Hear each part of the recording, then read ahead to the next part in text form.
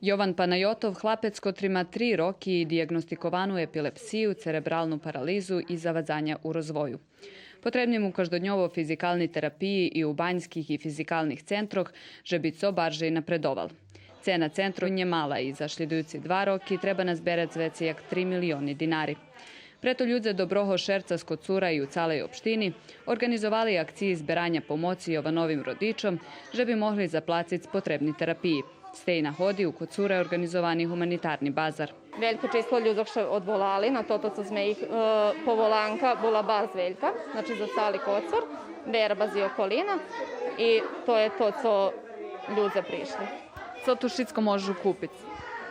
Može kupiti lakotki, šmati, živnica i šitsko ostale co to može napraviti. Ceni na humanitarnim bazaru buli minimalni, a organizatore hvarja že ľudze davali i veci jak co naznačene na cidulkoh, bo zdravje njema cenu. Imamo pomoć iz sela, iz cela... Máme pomoc z Valalu i calej opštini i dopuščeli nam, že bi sme tu vyloželi i organizovali tot bazar. Dosše ľudze odvolali i prišli kupit, jak co vizice máme škatulu do kotreše kladze penješ. Tu lakotki, slani za jedanja, rezanki, žimnica, baviska, oblječivo, kozmetika, rižni interesantni drobnjici. Risovali sme i decom po tvaroh, prikrašeli sme šicko s balonami, že bi i im bilo interesantne i za teraz sme zadovoljni jak še toto šicko odviva.